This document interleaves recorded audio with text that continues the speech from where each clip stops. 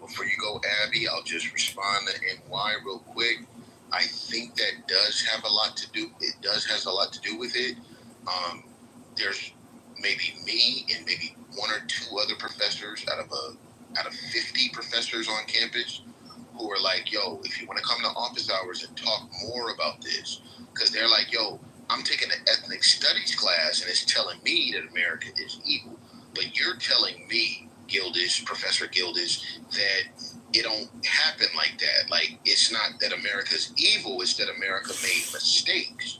And they're trying to figure that out. Like, what do you mean America just made mistakes? I thought America was evil. Because that's what all the other professors and the high school teachers and the middle school teachers were telling me. And I'm like, yo, man, if you want to come holler at me, or woman, if you want to come holler at me on office hours, we can talk about it.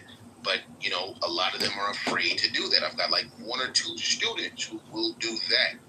But it's an uphill battle, and I'll just land there because I know other people want to get in and share their opinions. Go ahead. I was just going to quickly say two things. One, I want to go back to the comment I made. For all of you to remember back that you probably had some professors in college that were horrible or were coming from that ilk. And maybe your freshman, sophomore year, you were buying into it. We all had social causes. I mean, no matter what ages we are, we held signs and we had social causes. And then we just grow, we morph out of that. So that's the first thing I want to say. The second thing is that I was in a situation a while back giving some money to my university, and I made a decision to do it as an endowment of a chair, meaning paying for a professor to come in and to teach, and a professor that came from a mindset that was completely the opposite of what Gildas is talking about. And I think you're seeing some of the people that pulled their money from the universities in the last couple of years. If they go back into endowments into the universities, it may be from that direction to try to change some of this teaching staff with financially supporting a different point of view. The last thing I want to say is, and there's article on this, and I could spam the chat with it, of Qatari money coming into, especially to the Ivy Leagues, and even to like Texas A&M and to other schools, and flooding those universities with the same thing I'm saying, endowing and putting money into teaching positions and chairs that are coming from where the Qataris were influencing and from their direction. And again, I'm just not saying this from my ass. There's just a lot of evidence, and there's congressional hearings on it. So that's the third thing. I just want to quickly go back to something, Gildas. You made me think of something, right? As you submitted your last comment. And I think that's just it. These folks are learning things in school, right, in college, these liberal college campuses, that as they start to get out to the real world and navigating the world, they're noticing these things. A lot of these subjects, a lot of these thoughts that they were taught to believe were shared by the masses. They're learning some of the histories, some of the policies and politics and social structures and evolution of the world. They're getting out into the real world and learning some of this is not true. It's the opposite of what they've been taught. They've been lied to. And as they get older, they want to unlearn,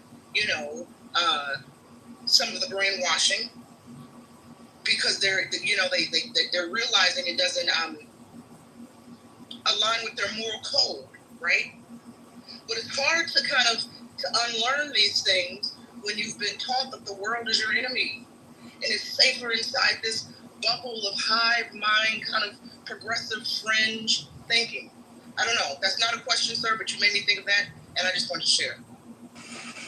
To give you some, and I really appreciate that and why, but just to give you some idea of like the kind of students I'm receiving as freshmen, I'm trying to teach them, because we're reading Octavia Butler's Parable of the Sower, and part of that book gets into like space travel, and should America fund space travel or should it fund poor people?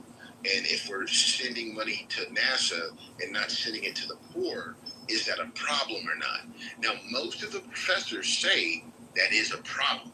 They should not fund NASA. They should fund welfare and Social Security with that extra money. But then I had a student speak up to me, and he was a Crip too, black man. He says, I heard the moon landing was fake. And I'm like, God damn, like, I don't even know where to begin with you then, man. Like, the moon landing is fake? That's how you're coming into the classroom? Now, you may think, oh, well, the moon landing has nothing to do with the economy and all of that shit. But they have this notion coming into the classroom that they've been taught from high school and middle school that, no, America is a piece of shit. America doesn't know what the fuck it's talking about. And my feelings tell me more about what's true than what the facts of history are. So I gotta deal with that kind of shit alongside other students who were like, no, I believe in the moon landing and it was true, like whatever. So you're trying to walk this fine line between not undermining a student's assumptions. Okay, you believe the moon landing was fake, I hear you. But if I crashed out on him and was like, nigga, you don't know shit. Excuse me, I'm sorry, Mojo, for saying that word. If I said, young student, you don't know what the fuck you're talking about. You never read any of this shit. You never looked at a documentary or anything. You don't even know anything about astronomy because you weren't taught that because you were politicized to get here. They'll be like, nah, man, Gildas is a bad professor because he didn't let my opinion have full sway in the classroom discussion. Gildas, pause. Go ahead. I'm sorry. I just want to encourage everyone, because we got a lot of people on the stage. Let's keep the shares very short, very concise. Make 1 point, maybe 2 points. There's no reason to turn these into individual TED Talks. I think you guys have done a great job of furthering the conversation. I think you have done a great job of not interrupting each other. And but the last step of this is to keep the shares short. I will also point people to the link that I shared to the Heterodox Academy.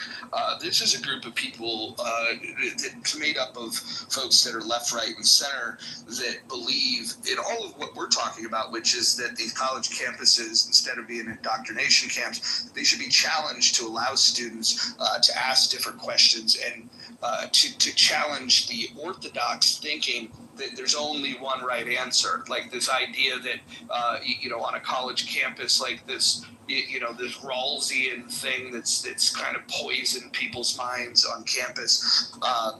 I think if you have kids that are in college or going to college, take a look at this link and show it to them. Tell them that this is, if they really want to get involved, they can even start student groups on their campuses. This is for faculty. This is for administrators. It's for the teachers themselves. It's also for the students. And so if you know anybody that's involved in education at all, Jogi, I'm glad you're here. Hopefully you can share this in the communities that you're in. But everybody should at least take a look at it. Let's get back to the conversation. Gildas, wrap up what you were saying, then we'll get the conversation. And I'll wrap it up with this one question. Everyone on this stage, if you were teaching students and one of your black students, and I'm a black man, one of your black students raised his or her hand and said, I heard that the slave trade was a myth, and that's just what they tell us to make us oppressed. How would you respond?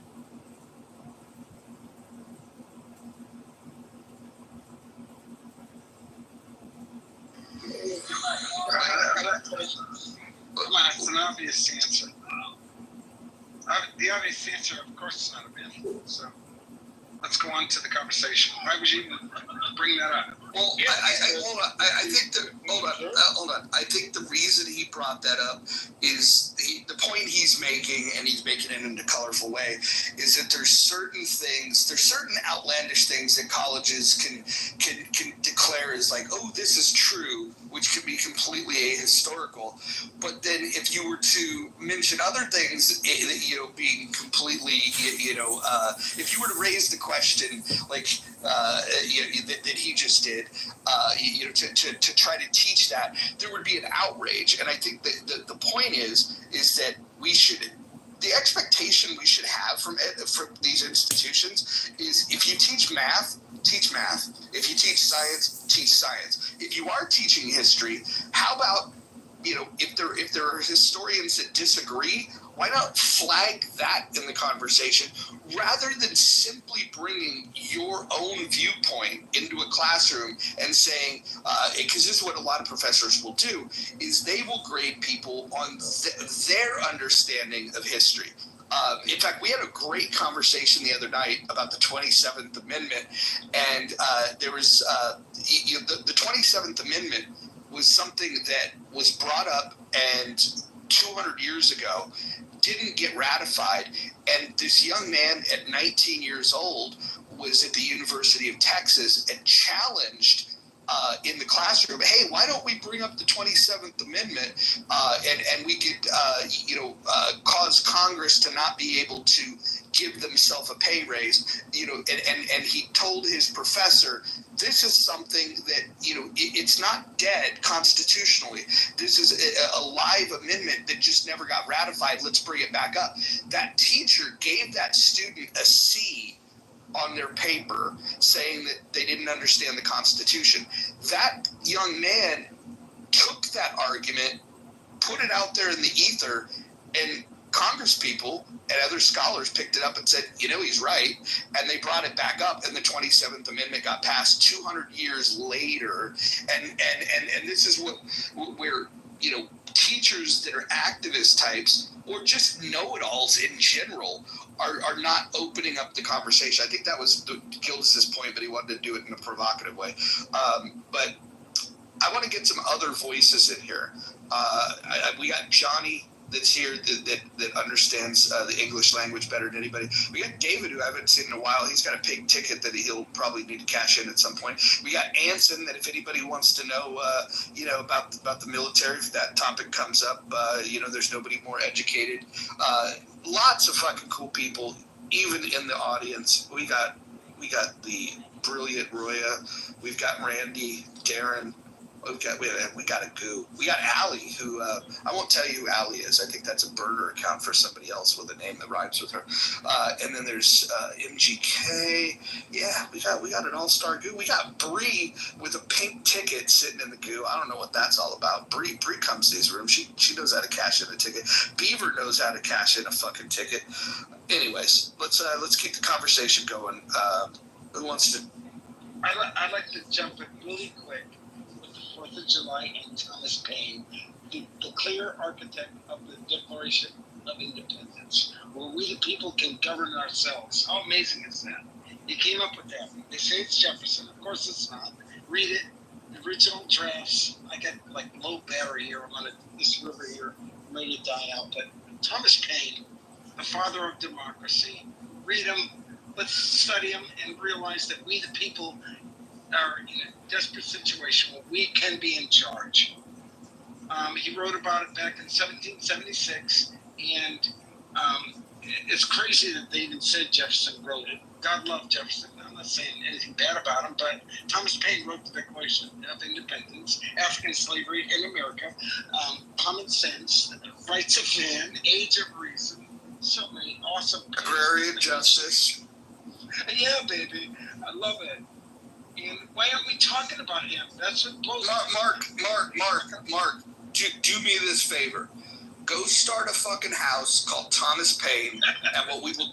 No, I'm being dead serious. Start a house called Thomas Paine, and we will pick a book, and we will start a clubhouse book club, and you will you will lead the discussion on the book club. You're creating a clubhouse house for the purpose of a book club, and if you don't do it, then you can't say that we should talk about it. I'm telling you, I'm encouraging you to put this out there. I think Thomas Paine's one of the most interesting figures. He was an abolitionist before it was cool.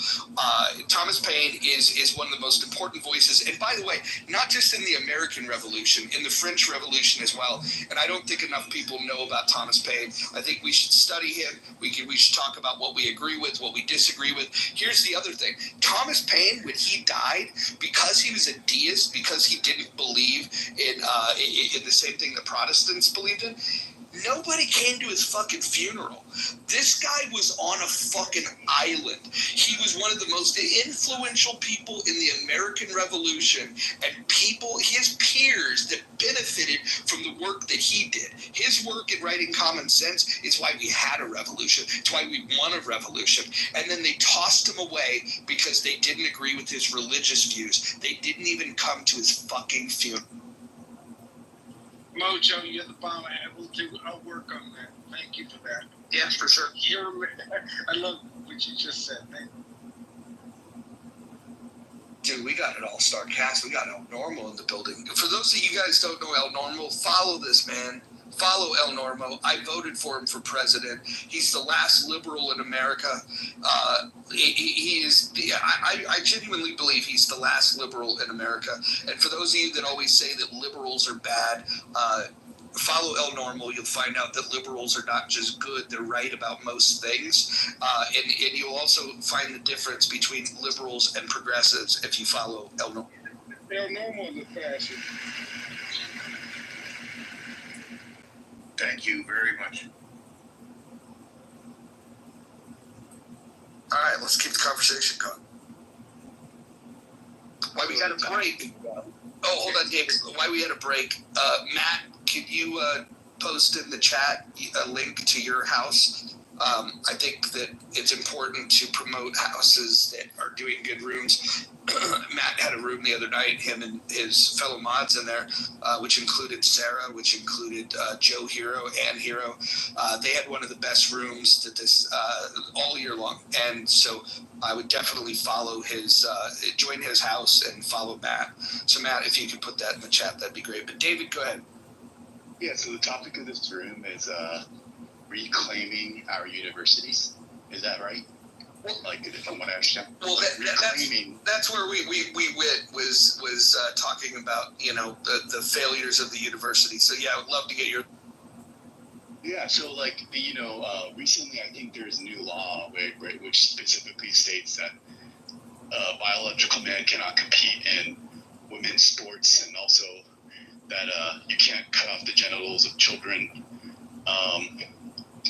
and then also like but the point that's kind of been happening is that people can make up a million different crazy stupid things, and we'll have to write a million different laws constantly to address this thing, that thing. No, you can't have sex with your dog. You can't do this. You can't do that. And at a certain point, I also want to give. We also have to respect our enemy.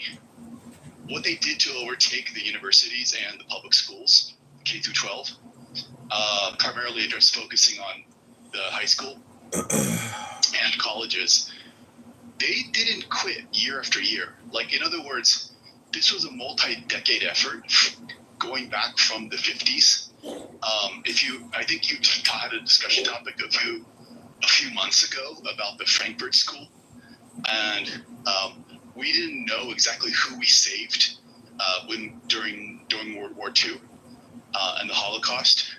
We thought we were saving a bunch of prestigious intellectuals from Germany, and we didn't know that we were importing deconstructionists. And I think that the effort that they go through every single school, every single chair, every single administrator, year by year, and they talk about it. And it's a program. So what we're doing today on the stage is what they've been doing every single year before we were born. And I think that this is why we have to respect the enemy, because you can't understand